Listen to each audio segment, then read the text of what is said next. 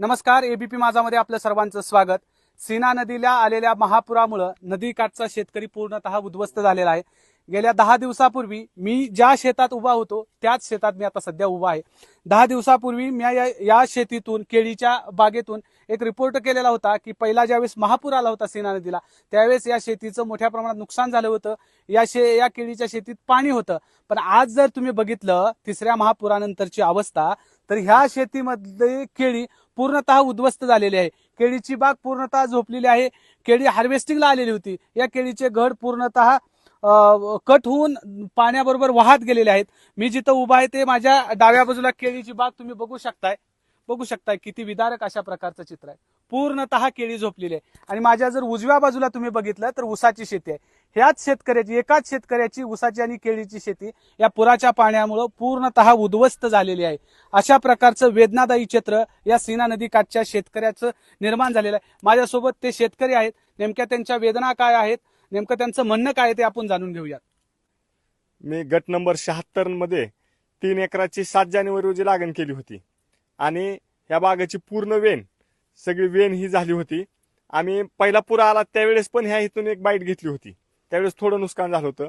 पण परत ज्या नंतरचा पूर आला त्यात ह्या जमीन 5 एकर माझी पूर्ण जमीन, ऊस 2 एकर आणि केळी आणि ती खालची जमीन सुद्धा पाक निघून गेली। आता जमीनच राहिली नाही। आणि दुसरी गोष्ट ह्यातलं ड्रीप गेलंय, फिल्टर गेलं पाण्याचं, नदीवर बसलेलं फिल्टर गेलं, एसटीपी पंप गेला, बरेच आणि इतर उपकरणं इलेक्ट्रिक मोटर वगैरे काहीच राहिलेलं नाही। आम्ही जगायचं कसं हाच मोठा आता प्रश्न आहे। शासनाकडे तुमची नेमकी मागणी काय राहील आणि साधारणतः तुमचं केळीच्या आणि ऊसाच्या बागेचं एकूण किती नुकसान झालेलं आहे? माझं परफेक्टच आकडा सांगतो मी की माझं साधारणतः 25 लाख रुपयाचं नुकसान झालं ह्या क्षेत्रातनं। आणि इथं जर बघितलं तर ही माझं एकट्याच नुकसान नाही, वरी जर बघितलं तर कमीत कमी 50 ते 52 एकर जमीन अशा प्रकारे उठून गेली। 15 ते 20 फुटाचं खड्डे ह्या जमिनीत पडलेत।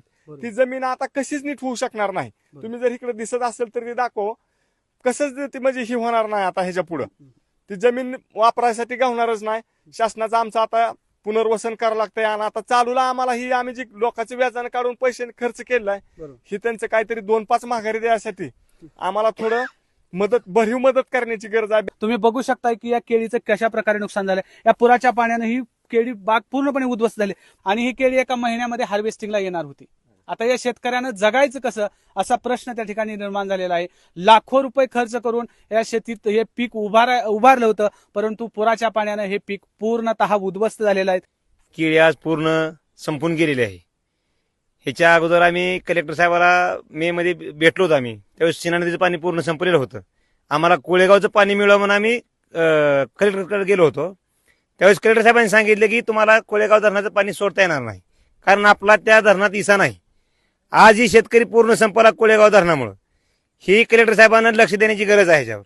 दुसरी गोष्ट सांगायची म्हणलं तर ह्या शेतामध्ये जर ह्या शेतकऱ्यांनी गांजाची झाडं लावली असती आणि ही जर बातमी शेजाऱ्याने शासनापासून सांगितली असती फोन करून साधं, तर रातोरात शासन इथं पोहोचलं असतं।